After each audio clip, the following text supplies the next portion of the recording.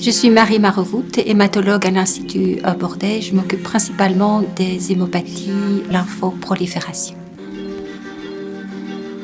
Le lymphome de Hodgkin est une forme de cancer qui se développe à partir des ganglions.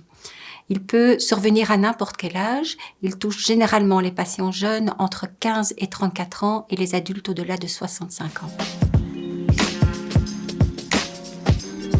À l'origine du lymphome de Hodgkin, un lymphocyte va subir une modification dans son ADN, c'est-à-dire dans son code, ce qui va entraîner un changement dans le programme de la cellule et produire une prolifération anarchique et non contrôlée de cette cellule. Ces cellules du lymphome vont aussi acquérir une propriété de neutraliser le système immunitaire qui est, lui, censé éliminer toutes les cellules anormales. Avec le temps, les cellules du lymphome vont se propager dans d'autres organes comme la rate, la moelle osseuse ou les viscères. La cause du cancer de Hodgkin est inconnue. C'est une maladie qui n'est pas contagieuse et qui ne se transmet pas à la descendance. Un des facteurs de risque est une infection de type mononucléose par le virus Epstein-Barr. La plupart du temps, le diagnostic de lymphome de Hodgkin se fait parce que le patient a constaté l'apparition d'un ganglion indolore ou des symptômes assez vagues comme de la fatigue, un essoufflement, de la température, une perte de poids, des démangeaisons ou des transpirations nocturnes. Le diagnostic de lymphome de Hodgkin repose sur une biopsie d'un ganglion ou d'un organe atteint. Une fois le diagnostic posé, un bilan pré-thérapeutique avec une imagerie par PET scan afin d'évaluer l'étendue de la maladie, un examen sanguin et un examen cardiaque sera réalisé pour évaluer les aptitudes du patient à supporter le traitement.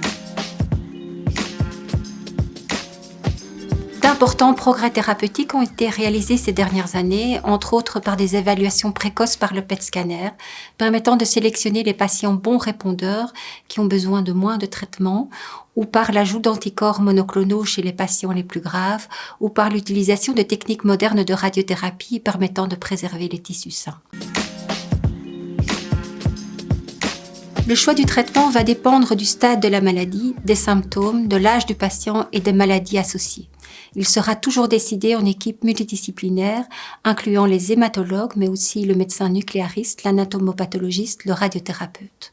Ces progrès permettent non seulement de guérir la majorité des patients qui souffrent d'un lymphome de Hodgkin, mais permettent également de préserver la fertilité chez les patients jeunes, d'éviter le développement de maladies pulmonaires, d'accidents cardiovasculaires ou de cancers induits par les traitements pouvant survenir plusieurs années après la fin du traitement. Le pronostic du lymphome de Hodgkin est généralement excellent. La majorité des patients seront guéris avec un traitement qui comportera toujours une association de chimiothérapie, parfois combinée avec une immunothérapie et ou une radiothérapie. La durée du traitement est entre 4 et 6 mois et se fait la plupart du temps en ambulatoire.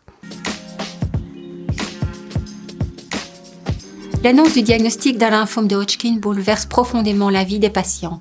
Pendant la période de traitement, les patients ont besoin d'aide pratique, par exemple pour les trajets, de l'aide à la maison, pour faire face aux changements administratifs, pour poursuivre les projets scolaires ou professionnels.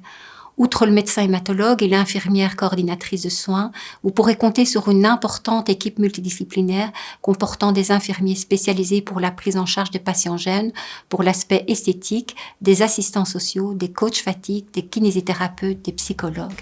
Ces équipes sont là pour vous soutenir pendant et après le traitement avec pour objectif de retrouver un projet de vie le plus normal possible.